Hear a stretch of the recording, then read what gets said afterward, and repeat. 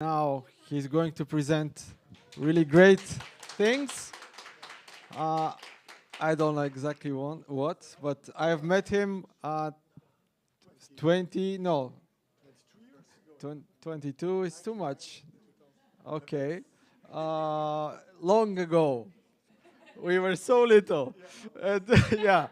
And basically, we've lost touch, but now Levent is the connection. And I understood yesterday or 2 days ago he's going to present. So no further ado. Are we on with the streaming? Streaming is on. And now the microphone comes to Velislav. And best of luck.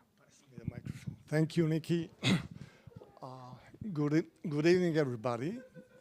As Nikki said, my name is Veli, and we were doing interesting stuff with Big Brother Levent. Is it my turn now? 25 years ago, yeah. Salesforce people.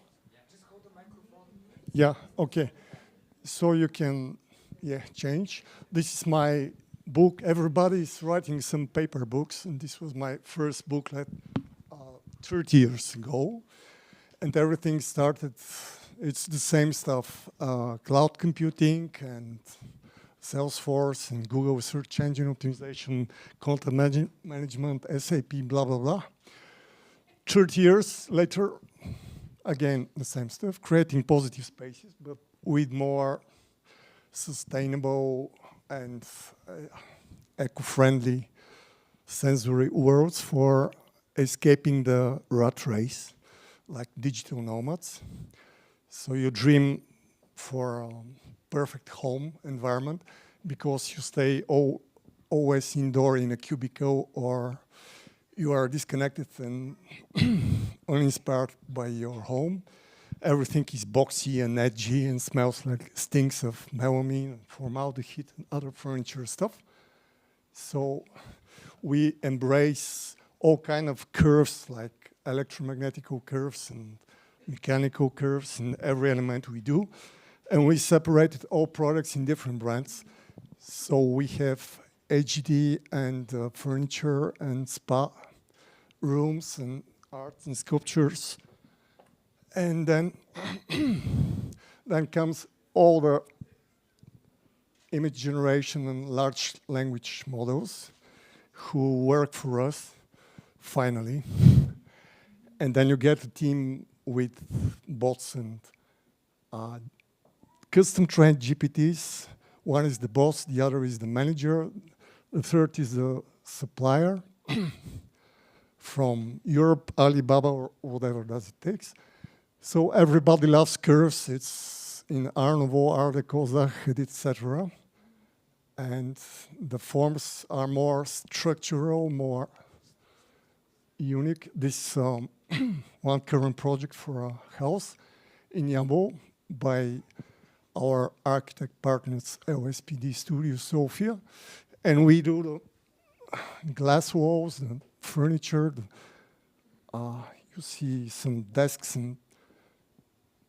and motor homes already also, because digital nomads, they love to live whatever they want. And these are just the type of smart panels we produce with integrated PV features, and climate control, privacy control, colors. And this is a facade, and then smart windows, art windows, mirrors, lamps, etc. So if you are bored of flat, edgy furniture, as we talk, flat-packed furniture, and you have a dream for something more natural and parametric or generative, we can work together. Yeah, you can slide there. Different types of smart elements for the interior. They have sensors and light waves and sound waves and all kind of waves. That's why the project is called Art Waves. It's not... and then we do digital signage adaptive networks on 5 continents. And here comes the page down, yeah? Okay. So there's a totems kiosk for the big guys like Dubai, Oman, European Parliament, etc. Once more. And the children play musical instruments. They paint on the surfaces. We do also self-sustainable photovoltaic terminals. They work without electricity. And somebody wanted a curvy Van Gogh van. Yeah, you got the point. Everything is curvy now. No more boxy cubicles. And here comes the last slide. Well, these are key benefits if you are selling those kind of stuff to rich guys, or you can do it without any budget. We do zero budget, eco-friendly. We put flowers or natural oils. You know, the diffuser smells, and you are sustainable. Now, it's fully customized to the client with a configurator. I want a big guy, or I want a sports car. And we have smaller machines, but they're water jet, CNCS. Genoveva told us that everybody wants a big machine or a smaller one. But we do big things. Yeah. And if somebody is good in Rhino, Grasshopper, or I don't know, other parametric stuff, you are welcome to our collaboration, let's say. Everything is in the cloud, and we just click up, and the concept is known already. And happy spring to every dream catcher. This more curvy stuff. Yeah. Thank you.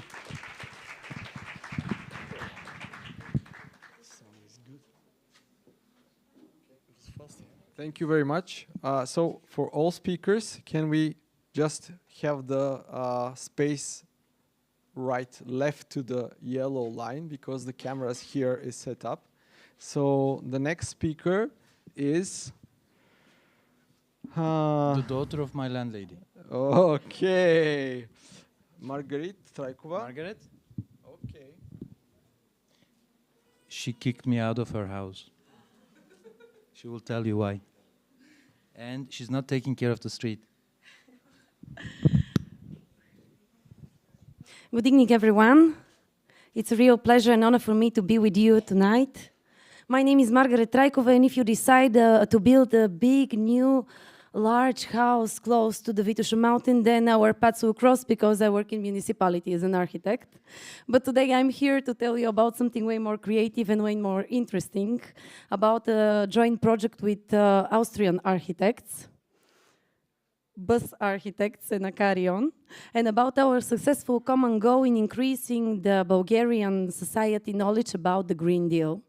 So I will present to you one very nice new 3D program and software that together with them created new places, and we made changes connected to the Green Deal, specifically about streets and place and square spaces and buildings here in Sofia. So we created a hybrid workshops all along the way of 1 year, and we met each other online. And in these meetings, my work was to bring together politicians, professors, NGOs, architects and engineers, and business industry.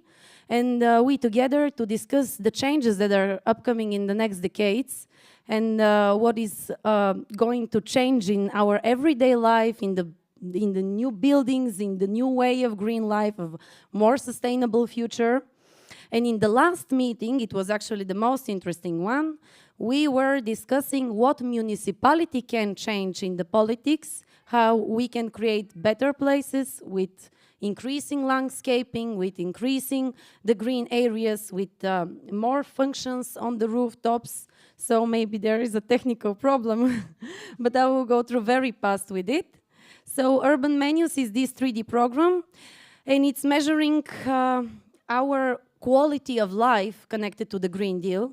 It's about safetiness, it's about happiness, it's about circularity, it's about innovation, ecology.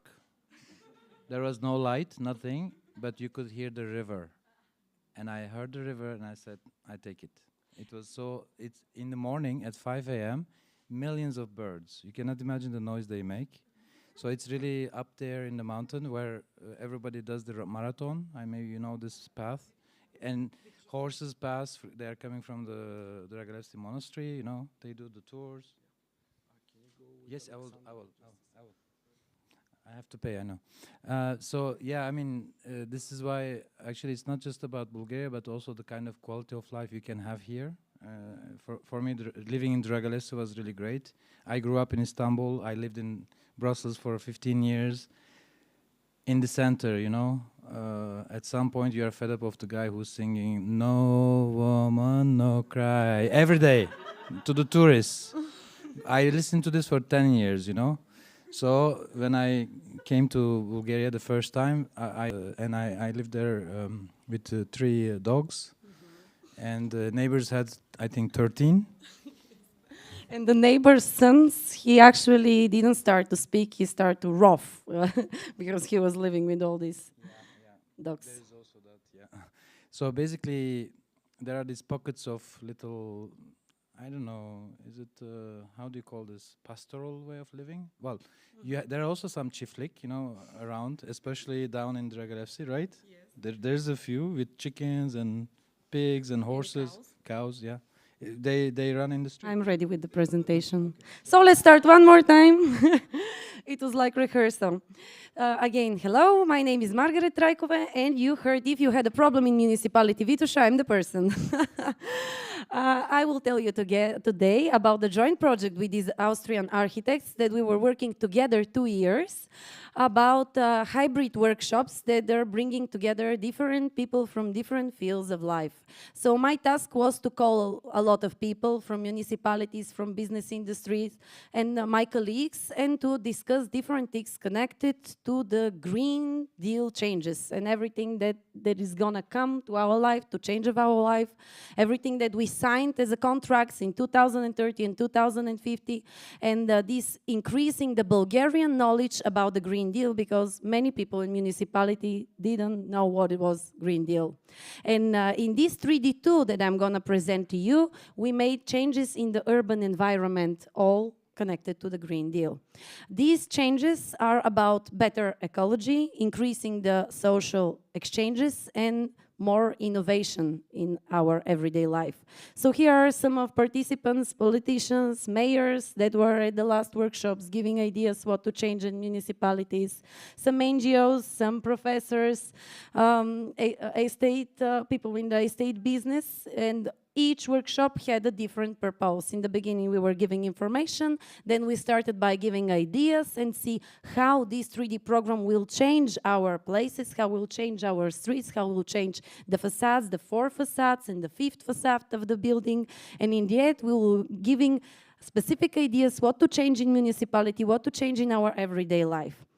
With this measurement that is making, because it's very easy when you make change on free land. You can say to this 3D program, make me land that is having that percentage of the green space, that percentage of the building, but it's very hard when you make changes on already built area that you already know. As I told you, it measures quality of life. And because we need qualitable life, because we need more green spaces, and because Sofia is the #1 place in Europe for green places, but not on relaxing green places, not louded green spaces, that's why we need to measure happiness, safety, innovation, profitability, and circularity. And we were talking about the hard way of bringing people from the city to the park, to the national park. And Dragolevsky's live that is close for so many years, but the only problem is not that it's close, but it is dangerous living it like this.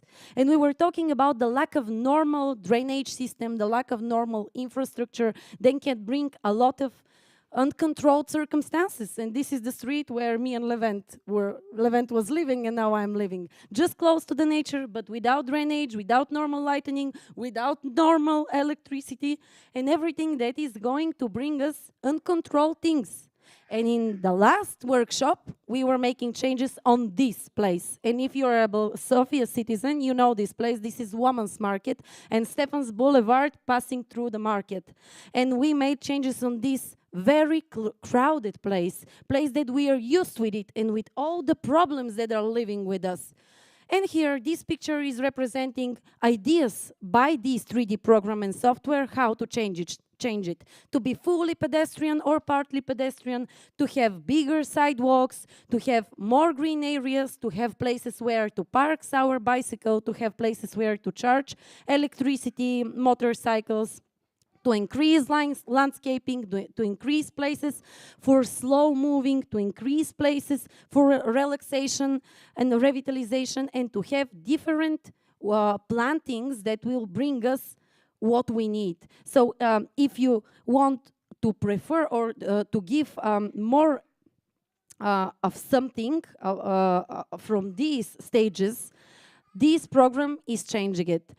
And because we are not talking about the public square spaces and the streets, because we all know we're gonna make them suitable, more green, we're talking about the whole ensembles of the building. So this 3D program is giving ideas what to do with the rooftops, these places that are empty for now on for doing anything there. So we can look after plants, we can look after herbs, we can look after vegetables and fruit, but we can also bring bees and hives on the top of them. We can make places where to discuss, we can have photovoltaic installation to bring energy to the street, to the building that is on the installation, and everything increasing all these measurements that I was saying about in the beginning. So we met each other in different online seminars, and we were discussing what will be the best to bring on our everyday life, how with the small changes we can create bigger reaction at our architecture, at our public spaces, at our municipalities, in our everyday life. So with these measurements, we can slowly move forward for better and quality of life. And because of that, all this is with the great gratitude for the one that we come from, with all creators and all architects and even our families, to be very, very grateful to them. And also with the great responsibility for the architecture that we're gonna create and for the things that are gonna come, because we need the change and we are the change. And with all these program of increasing the knowledge of Bulgarian society, we can have, we can be more smart, and we can create architecture more smarter, and we can think of giving an ideas how to change places that we all know. And because this is the future, you know, this is my Alexander, full of energy, and I'm supposed to make him know what is sustainable architecture, what is sustainable future, and what means green architecture. And this is my father, and this is my mother, and I'm very thankful to them and to Levent, to all of you today, because we are the change, we are the information, and I'm very happy to be here with you today.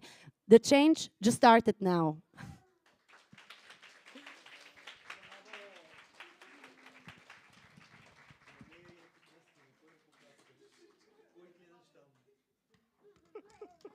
The change is here. Absolutely. So Christiana is next. She will have a video.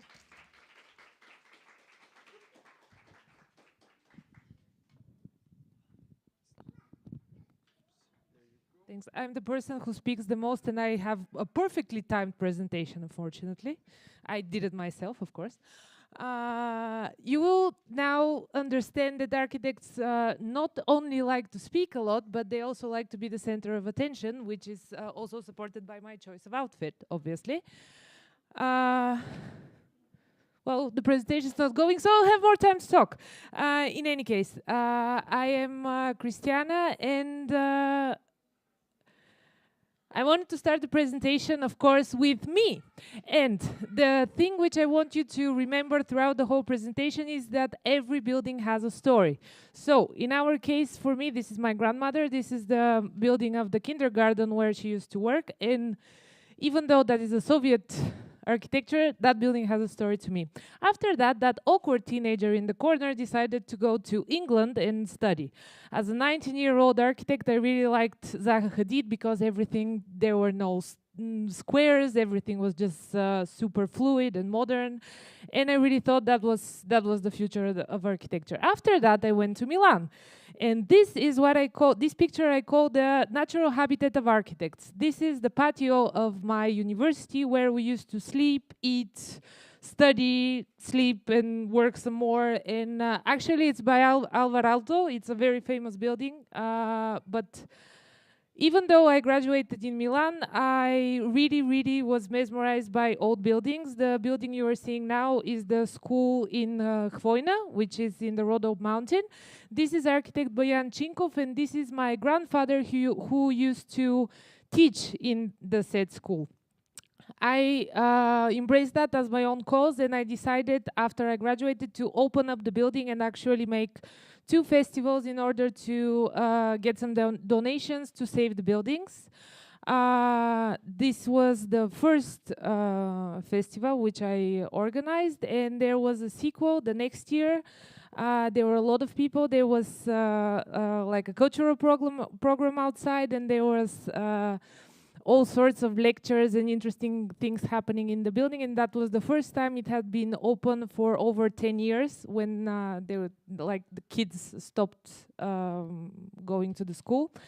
After that, I decided to create a foundation, which is called Daskal Branzalov, and I decided that with the festivals I couldn't do a lot, so I started making small events and showing people buildings of extraordinary architectural quality, and the building of the school in Khvoina was the first one. My idea was that there had to be a place, a digital place somewhere, where all the information of interesting buildings were gathered, and not in the way like the national fund, because we do have a registry of buildings with importance, but I was imagining it to be a bit more innovative, where you could use GPS coordinates to actually find where the building is, which was a bit more expensive than I expected, so it didn't really happen, but maybe in the future I will find someone who can actually help me with that.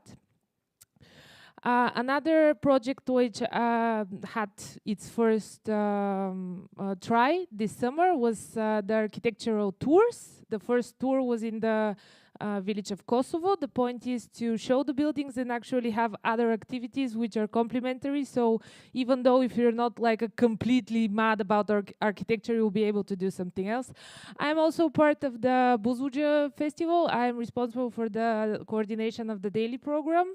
Not a very flattering picture, but the point is we are not communists, we love the building. The point is that the building has to be saved, and if you are more interested, you can come between the 8th and the 11th of August this year.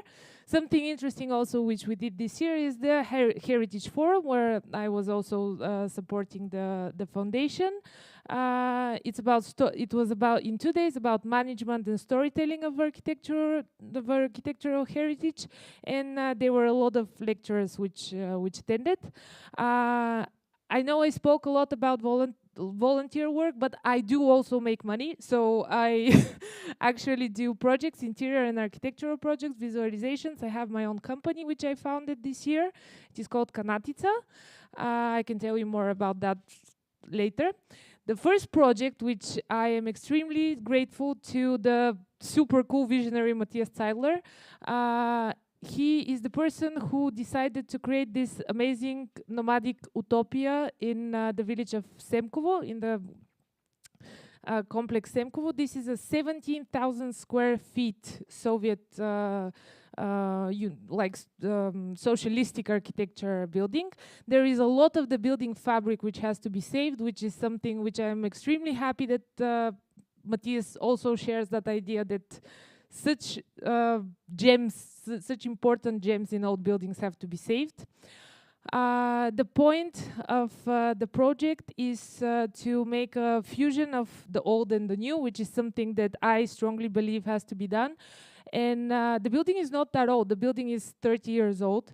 And it is a great pleasure. We are also working with the son of the original architect and with other designers. And the point is that we want to bring life into something like that, and it will be home to 250 digital nomads who can either stay there or rent it, and in that way create a very vibrant community. So, and I'm responsible for the main areas in Block C. The first area we decided to work on is the common kitchen and the seating area. So, of course, you couldn't see the numbers in 20 seconds, but the point is that 145 people can pass in 1 hour and have their food ready and then sit and eat. This is the preliminary design we created with Matthias. So there are workstations for like main meal station, light prep, snack stations, and everyone can work together, cook together, eat together, and do everything together more or less. I don't remember, is there another slide? Yeah, there's another slide. So, super cool building, project is amazing, and I'm really happy that it's my first project in my own company, and I will be very happy to see some of you maybe up there so you can actually experience the super cool nature and the awesomeness of the building that it is. Thanks. And me again.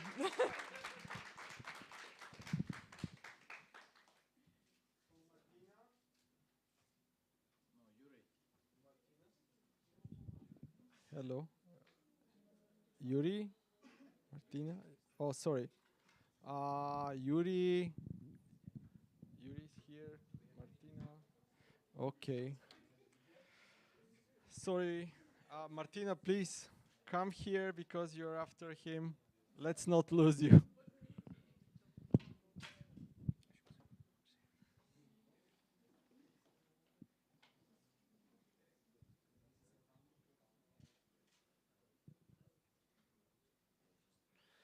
So how's everybody doing tonight?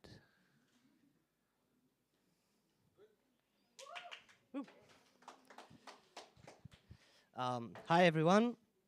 In my presentation today, I'm going to talk a little bit about my studio and some of the projects we have done. And let us embark on this journey together, remembering that every groundbreaking project begins with a dream, and it's our collective passion and creativity that brings that dream to reality. So who am I? My name is Yuri. I've been creating immersive experiences in games for more than 11 years. I'm a programmer by trade. I've always wanted to make video games, so I left Dubai where I was working on government projects, among other stuff, and I came back here to Bulgaria to start my own video game studio, which I did, and now it's one of the fastest growing and most progressive studios in Bulgaria. We started off our dream with a game called Third Omen, and I'll be completely honest with you, we completely fucked it up. As the first project goes, right? So it's not released yet.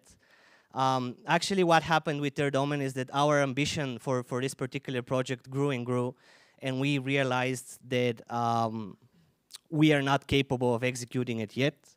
So everything that we have been doing since is in order to equip the studio to be able to handle a project of this magnitude. And we want Third Omen to actually be the first AAA game produced in Bulgaria. After we spectacularly failed Third Omen, we decided to try our hand at something completely different, which was VR games.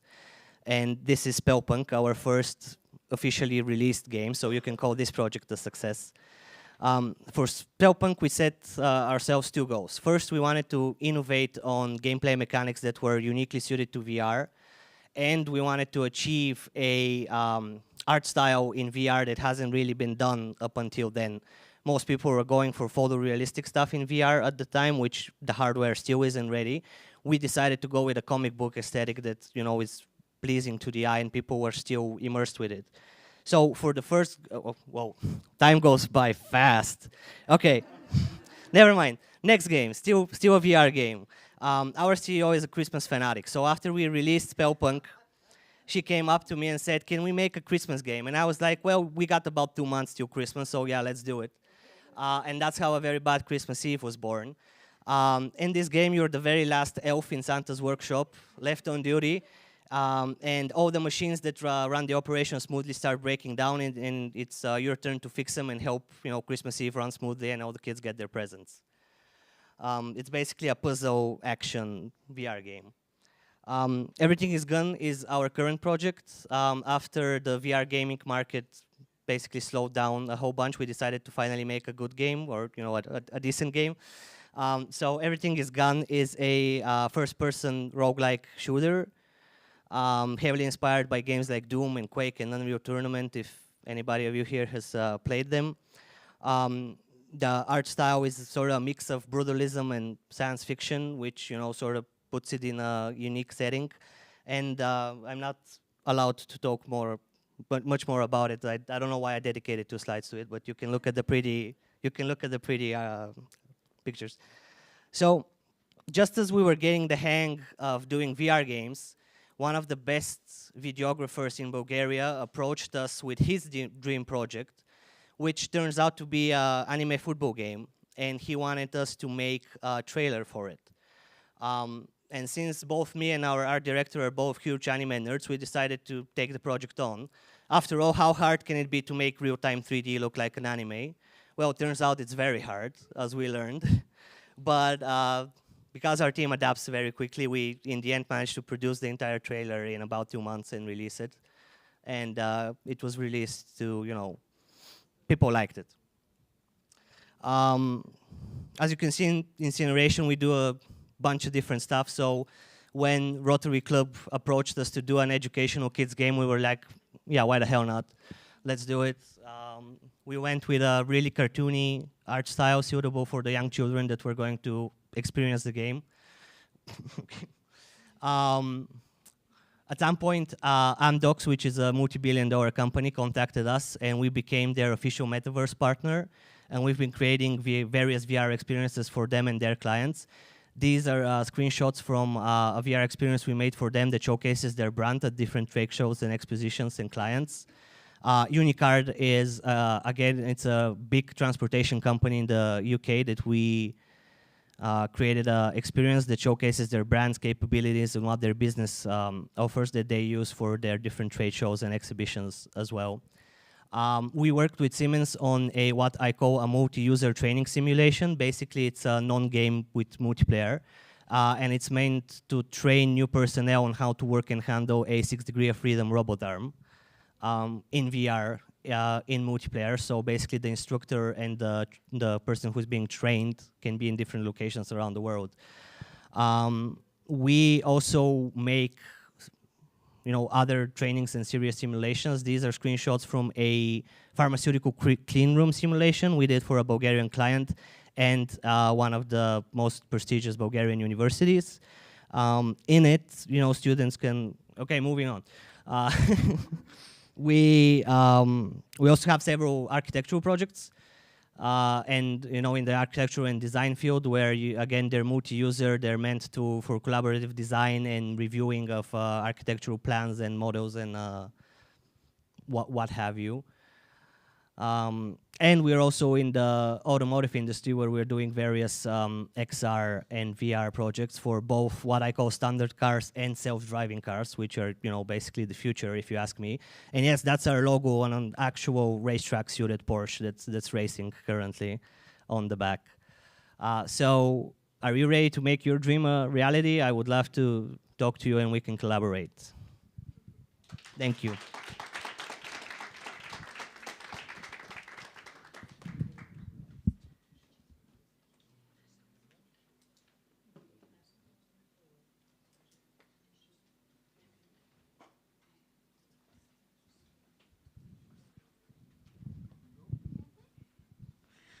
Hi everyone. First of all, I'm really sorry because our presentation is in Bulgarian, but I wasn't aware that it had to be in English, so I'm gonna try to translate as best as I can.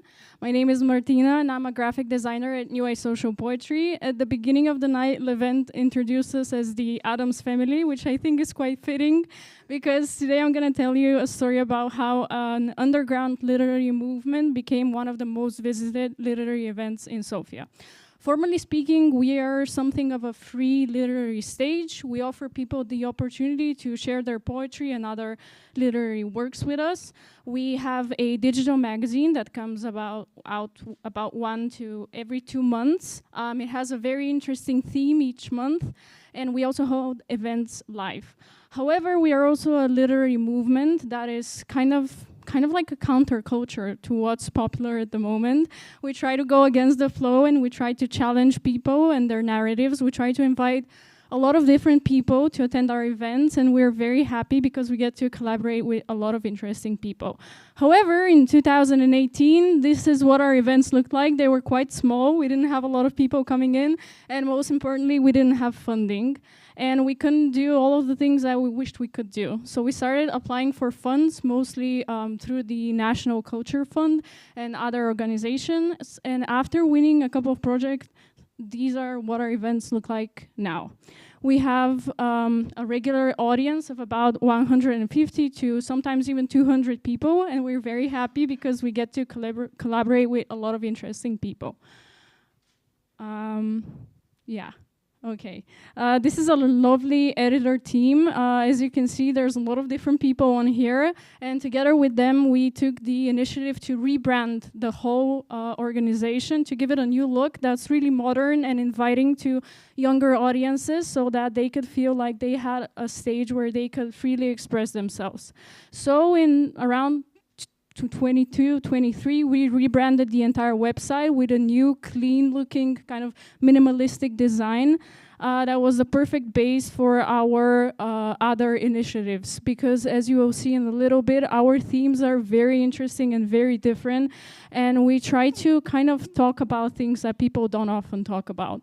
So this is our current Instagram feed. As you can see, we've tried to create a very interesting kind of visual language that kind of serves as a really good base for all of the unique poetry that we get to publish, and we're very happy about it. But we're also trying to kind of challenge the perceptions of people with our very unique themes. As you can see, we don't stray away from the weird. We've talked about chauga, we've talked about cancel culture, we've talked about conspiracy theories, global warming, and so on. And all of the kind of visual materials are very different because in the end, this is what we have. These are some of our past issues. As you can see, they're quite unique, they're quite eye-catching, and we're kind of trying to create this modern new language that speaks to a younger audience so that we can get them to engage with our content more. We also kind of had the opportunity to collaborate with a lot of different people, and these are some photos from our recent events. We have a lot of actors, performers, we even have a drag queen on our team now. We've worked with circus artists and very, very different people who kind of create these very unique performances that we hold during our events. Our current creative team consists of a very lovely acting kind of group. We have 2 singers, a lovely photographer, and other kind of like people who deal with the technical aspects of the production, because what we create is very big and we kind of need the people. So this is basically what one of our issues looks like. This was our issue titled Cancel Generation. We try to create as much visual content as we can, not just the poetry things you saw a couple of slides back, but also very interesting posters. Later on, our acting team works with our editors to create a script that they then play out during our events. Sometimes they read poetry out loud, sometimes they kind of create these really weird but very fun performances for our audience, and we're very happy to work with them. We also kind of try to talk about current events worldwide. As you can see, this is our Cold War issue, where we felt like we really needed to address what was happening in the world, and we felt like younger people especially didn't feel like they could talk about it, so we tried to invite a wider audience to participate. But we also don't stray away from humoristic kind of themes like chauga, which of course is very popular in Bulgaria, and actually a lot of people had a lot of things to say about it. Some of them not very good, but that was okay, because we were very happy to talk to them as well. And these are some of the things that have happened during our events. We had a drag show, we held a ball, we had various circus artists who kind of performed during our event. So as you can see, we're not afraid to get a little bit weird. But I think it's fun because reading poetry out loud can be quite boring. So we try to break it up a little bit. We also don't shy away from collaborating with different people and events. One of our latest initiatives was working with the people over at Ženski Pazar to create this event called Pazarate Poezije, the Poetry is the Market, where we invited people from the area to participate in one of our events. And this is us in numbers. We have about 6 events yearly. 17 new authors per year, 150 people plus come to our events, and we have about 11,000 readers each month on our website. And with that, I'd like to thank you and to invite you to one of our events, which is actually happening on the 23rd in Club Gramophone. It's somewhere central, so you'll be able to find it very easily. Thank you.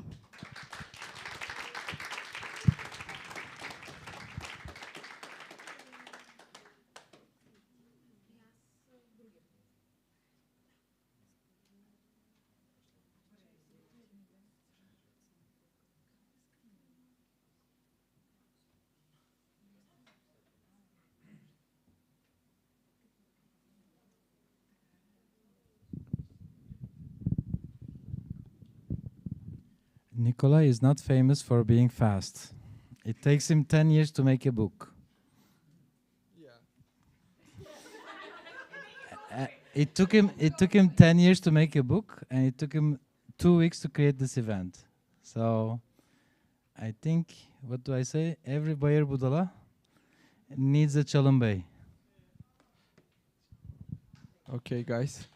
So I'll try to jiggle with the timing because all the slides should have been playing properly, but no. So hi, I'm Nikolay, and I've been doing animation, 3D, and teaching. But what I want to tell you about today is PATE, people, art, technology, and education. So 4 things which I hope will get in the whole topic of my concept of life, because I've been trying to do animation for more than 25 years, but animation alone is really hard to do in Bulgaria if you want to make films. And what I've done for a long time to raise money or like to sustain my life is doing 3D graphics and architecture. So my mother was an architect, and it was my idea to study architecture, but they didn't want to accept me at the University of Architecture. So despite of that, I taught at that university for 18 years. So usually that was the fun part in everyone first class. But I have taught to thousands of people literally, and what I'm trying to do now, because the part with architects, they are children at some point, and if they're crippled as children to explore ideas, it's really hard to teach them 3D and all different concepts later on. So teaching children led me to working with this guy, finding this guy in Shumen. He's actually one of the best, if not the best, IT teachers in Bulgaria.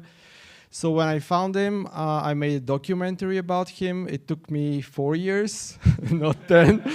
But documentaries are usually faster. And why did I do this documentary? Because of this huge monster. Though people don't realize it, the monster of ignorance. And it's currently taking away the brains of kids, making them like puppets of TikTok and all the other stupid things. So I decided that I want to make a movie and make a movement, and this is what brings us together with Levent, that I want to create the best tools to bring the new generation of teachers into school, but also keep them there. Because the biggest problem with new teachers is keeping them in the education system. So here comes this book. And you think, why is a book a tool to bring teachers? Well, aesthetics is a tool. Aesthetics, the beauty of design, and architects is, for me, one of the most important parts. Unfortunately, people don't understand that things like how cities look, how rooms look, how schools look is something that brings to the quality of education. So currently, there's lots of things happening, but I want also, with this book, to establish 3D visualization as a separate profession. It's not design, it's not architecture, but you're doing those beautiful graphics. So I hope someday I will be able to teach with other people the other things, which aesthetics, design, but the practices of visualization with different experts. So all the people that are presented in this book have been at some point students of mine. So what happened, 3 years ago, I created this project to interview them on several specific questions related to design, but also 3D. So in the website, which is currently not running, hopefully someday, there are the interviews, but what I really am interested in the future of tech, because things which are happening right now, if Bulgaria misses those, like flying cars, they're coming in 2 years all across the world, really coming flying cars, really coming. Things like metal 3D printing, which is a space technology currently present actually in Sofia Tech Park. And I've been to all of these places, but at some point, people ask me, why are you coming back to Bulgaria? So I meet all sorts of people that are bringing me back to Bulgaria. So one thing that brought me in Dobrev was actually this documentary I made for teachers. And I saw the beautiful, beautiful park, which I told them, okay, yes, you have the best park in Bulgaria. And they didn't believe me. But I told them, let's make a film challenge. They said, do a project, and we made a film challenge. So out of this movie came the short film Kate, with Kate Nichols, and the director Strahil was here today. And maybe it's one of the reasons that Kate remained in Bulgaria, and people that this movie inspired is this girl. Probably you know this girl already. She's quite famous, and she's the third chance to have our astronaut, but the first woman to fly in space. And Tanya is from Dobrev, Tatiana.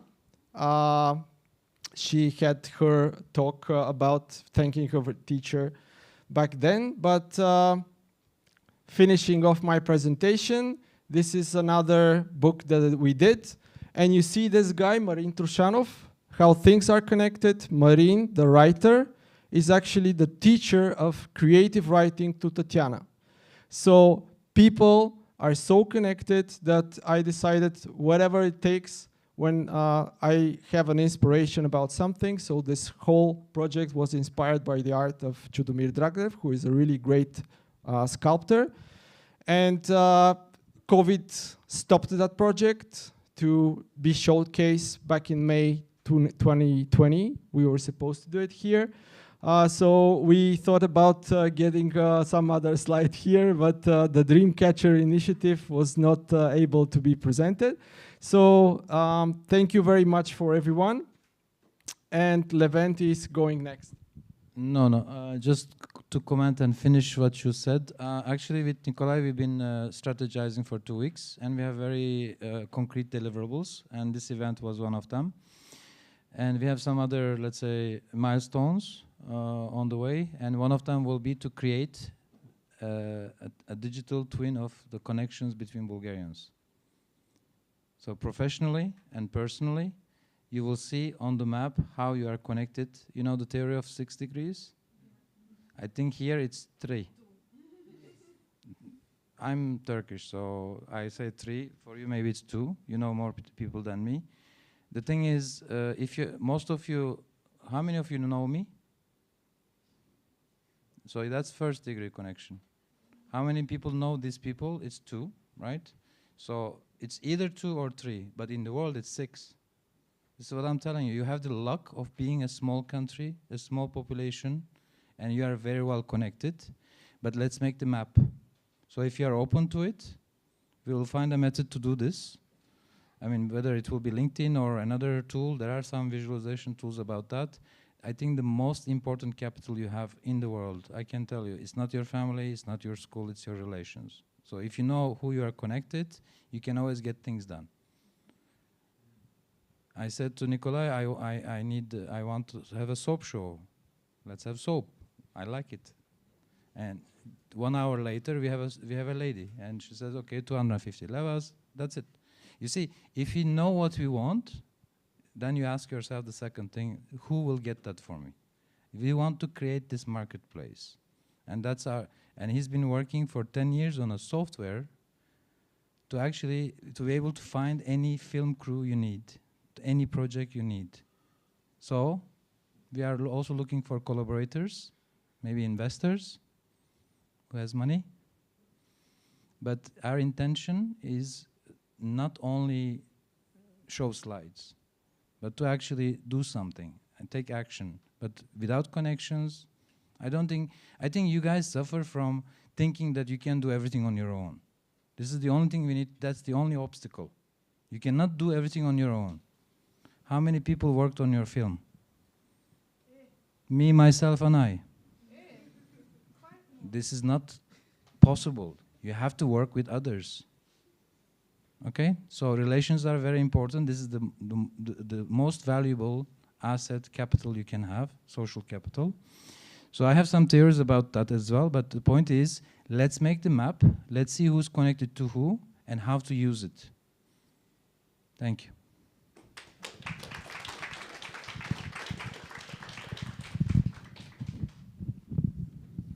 I don't know. There you are. Okay. Another thing. We are also professionals. Believe me, every one of my clients, her boss is my client for many, many years. It's an NGO, Trust for Social Achievement. You make friends with your clients. You convert them into assets. So when you make a show, you invite them and they send someone. I don't know, I didn't know that Petya works there. And I read your speech of finishing the university. I said, well, you know, I want to know the soul. This is how you get into relations, because once you can express your ideas, you will make more friends. So, Petya. Thank you, Levent. I guess I'll follow up on your thoughts of being together. It is my honor and privilege to be here today and to speak about the Trust for Social Achievement. We are a non-governmental organization that has been around for more than 10 years. And our history, our work has been dedicated to the needs of disadvantaged groups in Bulgaria, with a focus on the Roma community. Maybe most of you do not know that more than 70% of the Roma community lives below the poverty line. So this is the focus of the work that we do. We aim to bridge achievement gaps and to provide everybody with the opportunity to be their best self, to be the best person they can be. And to that end, we implement programs in education, in employment, in entrepreneurship, aiming to boost academic success, kindergarten and school participation, quality of education, and economic participation. Basically, our goal is to lead people to economic independence, because this is what makes them sustainable in the long run. But we have to face many challenges, and you know many of those challenges. They have to deal with the stereotypes and the stigmas, and all the things that you keep hearing about. The Roma people do not like to work, they do not go to school, they live on social support systems. These are the external stereotypes that we fight with on a daily basis, and they become more and more aggressive. But there are also the internal stereotypes sometimes that the community holds about itself. People do not believe that they have a choice. They lack confidence. They do not believe in institutions. So confidence and trust take time to be built. Luckily, it turns out that time is on our side, and the research that we do in the years that follow show us that people bridge the achievement gaps, and more and more of them have high school education, 10% more in 2019 versus 2011, and many more of them actually are employed to that date. 43% of the Roma community is in employment versus a national average of 53%, so it's not such a large difference. But people get more educated, they get employed, and unfortunately, more and more of them leave Bulgaria. They seek better opportunities for themselves, they seek a better future for their kids, and this is where we step in. As an organization, we think of ourselves as the DreamCatchers because our wish is to provide people with the opportunity. With the opportunity, as I said, to be their best self. We want to give them the choice. We want to give them the instruments to achieve dreams that they have not conceived previously. And today, I would like to share a couple of stories of young and not necessarily young people that we have helped on the way, people who dare to dream and achieve their dream. This is Ani Kovacheva, the young girl on the right. She's from Kyustendil. She's one of our American University scholars. She's in her second year in business administration, and not only is she a great student, but she's also a great volunteer for the community. Raya is a great teacher in a kindergarten in Bhutan. Bhutan is a village in northern Bulgaria. More than 90% of the population is of Roma descent there. And Raya is of Roma origin herself, so she's a great role model, and she says that the great part of her day is being told that she's loved by the kids that she takes care of. Patricia is a scholar of our Equal Chance program. She obtains support to go to finish her high school education, support for transportation and for textbooks. She loves to write, and she dreams of becoming a journalist, and she dreams of writing her own book of poetry. Nikola from Dupnica dreamt of having his own house, but he couldn't for many years. And through one of our projects, he could purchase a piece of land. And having his own land, he will have an ID, he will have a registration, and his children will have access to healthcare and to education. Emilian is a great example. Emilian is from Uryahovo, and he was raised by a single dad who told him that first you learn and then you play. And thanks to that rule, Emilian got a degree. He is one of our medical scholars. He got a degree in dentistry, and he's working on his independent practice. Alex from Rozlog is also an independent young woman. She's a business person who inherited the transport business from her dad, who unfortunately passed away. She lacked confidence, but we enrolled her in a business academy, and now she knows that the sky is the limit. Ivan from Sofia got married very, very early, so he continued his education at evenings and had to work during the days. He started studying English in one of our projects, in one of our employment projects, and now he teaches English to young kids, and he dreams of studying psychology. Last but not least, we have Ilian, who is one of our most charming entrepreneurs. He was raised by his mom in Sofia. He got mentoring and support through one of our programs, and now he runs 2 stores. And the tastiest banica in Sofia, I think you can get, is from Ilian. Not only individuals, these are all people that we know and love and we support, but it also, the more important part is that we do a lot of advocacy, because change on a large scale is achieved through the accumulated effort of a lot of people and a lot of organizations. One of our greatest victories was, we believe, removing kindergarten fees in 2022. And another victory that we believe we achieved through, again, very time-consuming and a very laborious process of advocacy effort was amending one of the ordinances for uninsured pregnant ladies. So now they have access to prophylactic exams and hospitalizations, because we know that every baby is important. And to achieve all that and to make it even bigger, we need support from organizations, from fellow NGOs, from individuals, from the government, and we're constantly on the lookout for people who believe in the things that we believe, that everybody has the right to be the best they can be. So I'm extending an invitation to all of you here tonight to join us in this effort. And if you wonder, what does this have to do with creativity? Creativity is the ability to match different colors and to create something beautiful. And collective effort, did you call it? Being together is creating something beautiful for all of us. So well, thank you. I have another way of, you know, my mini, right, and Shebeki? Well, basically we are very good monkeys. So when we are together, that's actually, it's not that you are creative, but you are learning. Imagine a kid who learns in a poor house alone. My mother claims, as a baby, I never cried.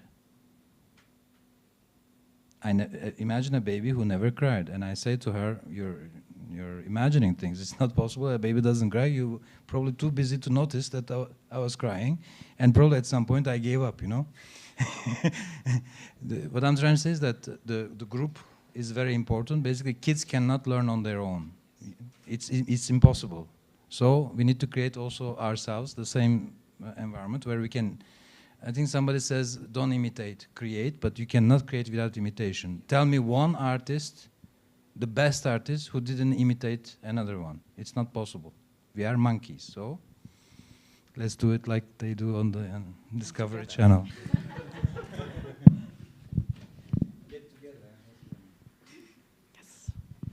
Okay, I guess I will introduce myself. Since I'm the last one, it's already almost bedtime. This is the fastest presentation I've ever created. I made it in 10 minutes, so I'm not sure what are the photos that are going to come up. But what I decided to do differently than other presentations I do about what I do is to focus on a story.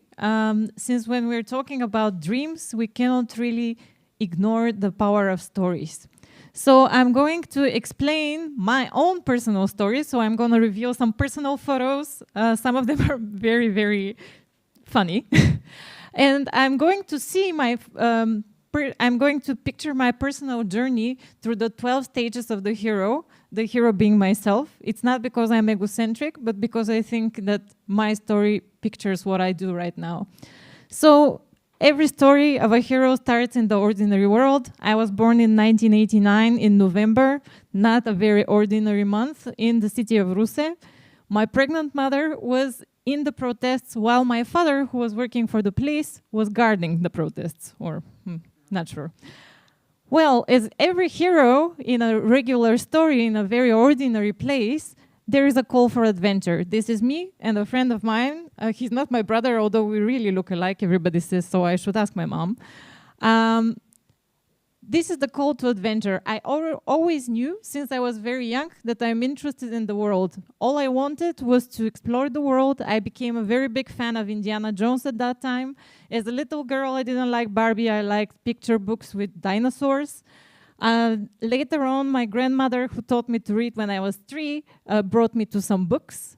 And here we go. Like, I took up the challenge, and although I had really bad luck, like spraining my ankle, losing my ID, I managed to fulfill my dream to travel, and I went to the US.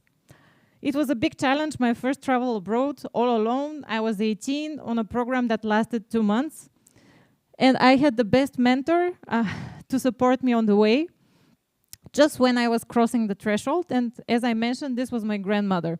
It wasn't any of the great professors I met in the US, nor any of the politicians that they introduced us through this program. It was my grandmother who taught me how to read when I was 3, who taught me how to bargain in the market, and how to buy stuff using the little amount of money she was giving to me. So this is financial literacy, entrepreneurship, proactivity, and also some very important life lessons, how to tell your friends from foes, and also not to waste your time running after buses or men. So basically, like every hero in every story, I had my own path of searching my purpose. I studied business. I lived in totally different places culturally. And I kind of fulfilled my dream and my dad's dream to play at least one football game in my life, since he has 2 daughters and is a big football fan. So I did a bunch of different things. I worked in the IT sector. I worked for an intergovernmental organization. I worked for NGOs. I moved around countries every 4 to 6 months. And then I found my calling. So I was in China. One of the previous photos was from there, lost in the rice fields in a very poor place, when I realized that a lot of us in Bulgaria complain about the life we have comparing to more developed economies, but actually very often we don't see the ones that really struggle, like this lady carrying those stones. So basically, I decided that I know my mission in life. So I started applying to every possible international organization. I had 245 applications to everything from UN to World Bank, and one of them worked.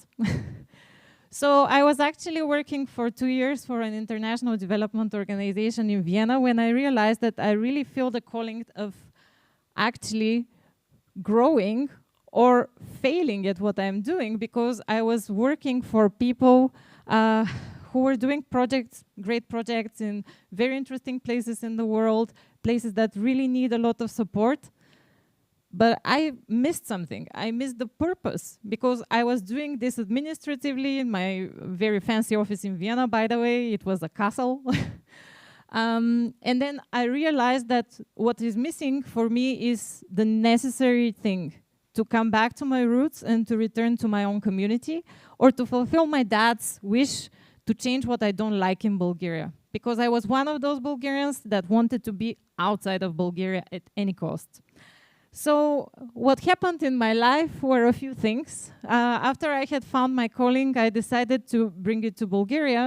So for 4 years, I was working with very many great organizations, such as the Trust for Social Achievement, and I personally know some of the people from those photos. And they gave me a lot of inspiration and a challenge. And 3 years ago, I embarked on a new journey that was kind of a return to the roots. And I became part of the team of Junior Achievement Bulgaria. We're an organization that is 27 years old in Bulgaria. I myself have been one of the stories on their slides some years back in time as a participant in their startup program. And what we do is educational programs focused on building transferable skills for young people to be inspired and prepared to succeed in the world. We do this through partnership with companies, with business mentors who are volunteers, with other NGOs that are interested to work with us in the field.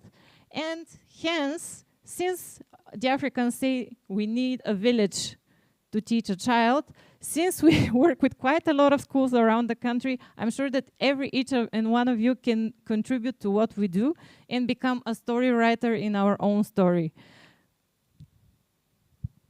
Did I manage to fit? So I'm available if you're still awake after this brief story to tell you a little bit more about what we do and to maybe dream together this systematic change that I see every one of us wants to do and to achieve through our work as architects, creators, dreamers,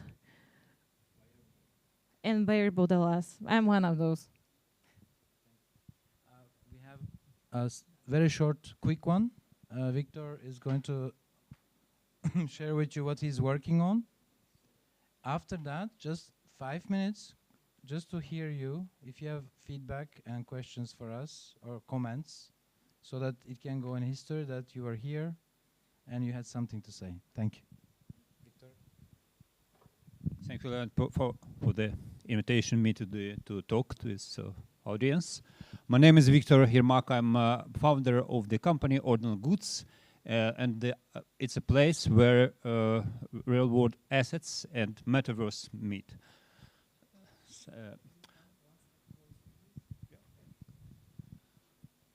So in the company, we provide a unique way to combine real-world assets, like works of art, with an NFT and with a metaverse. We integrate the real-world assets with NFT with help of the Bitcoin technologies. So it's an example of how it works. It's a case of our customer. He's the potter. He's made the potters, and he issued on our platform 1,000 megs, and our client. Sorry. Yeah, back, please back.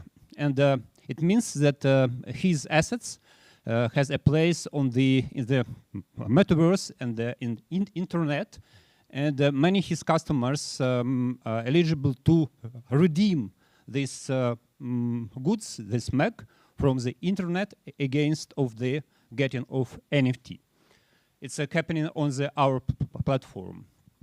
The benefit of our platform, everything made on the Bitcoin with the same security as you manage Bitcoin.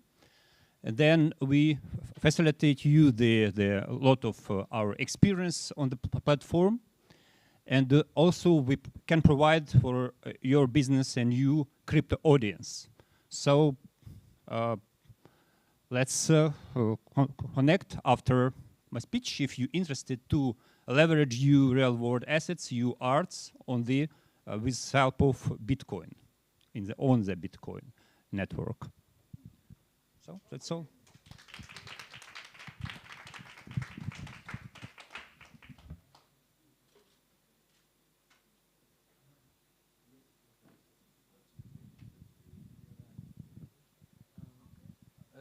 We have to close the evening. The cake is ready, so we need to go to the bar. They're asking me whether we should cut it and serve it already. Okay? Yes, cut it. But I want to show them the Bayer Budula picture. It's a Bayer Budula cake. Okay, see you in a minute. Okay, we have to wrap up here. So, questions, feedback. What do you think? Shall we do this again, or shall we wrap up and go home? Yeah, of course, again with less presentations for night. Okay, but we couldn't say no. Yeah, but the format is not very interactive, so I think it's up to us to make it interactive after the party. So like you said, okay, feedback. We make it not 20, 10. 10, 1 hour. 1 hour 10, and then, but you promise to stay and talk to each other and not leave afterwards. Okay. Yeah, but okay. The bar is there. The cakes are waiting. We just need to go now. Any other feedback? Feedback. Anybody who wants to come up and say something?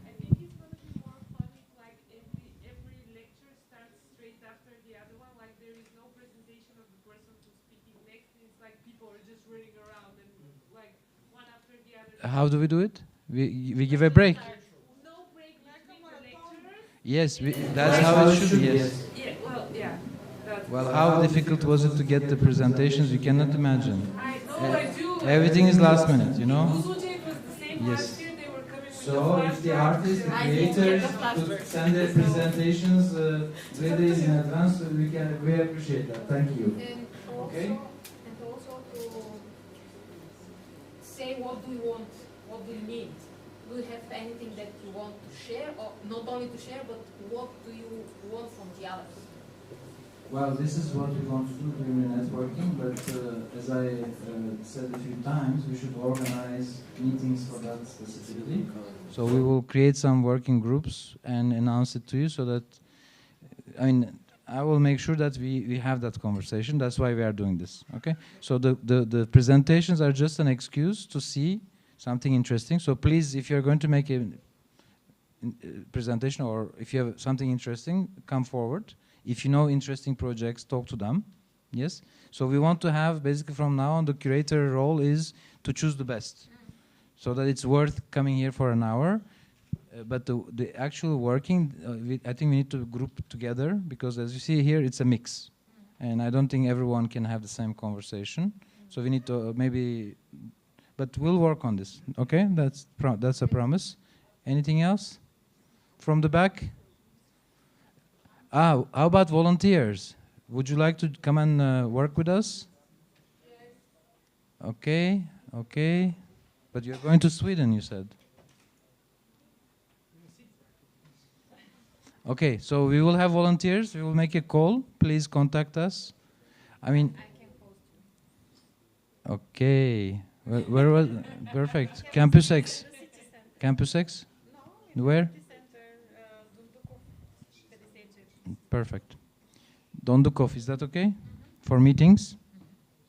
All right. Or you come to my house for a barbecue in Dragolevs. Sylvia, tell them about my work. Great experience. This is what you'll get there. Okay. Gourmet barbecue. No, different people come. So if you participate also, that can be extension of the networking, just to meet new people. I also believe in mixing people, so it doesn't have to be just the creators. You also want to meet the more boring people and maybe some financiers, right? With Sylvia, we know a lot of boring people, right? Politically correct. Okay. Other comments? Maybe one thing you can consider, you can narrow down thematic areas. Yes. Okay. One evening on one topic, but I think the attraction is also to do different things, maybe unexpected. I think if you put just a specialization, only some of you will come, and the others will say, that's not my... I am totally against departmentalization. But we can check what the others feel like. A mix is better than, in my opinion. Well, maybe like an exterior mix two very opposite topics. Let's say accounting and acting. Man from Mars, woman from Venus. You say, okay, okay. We can do a. Nikolay, what do you think? We can do a battle. Battle royale.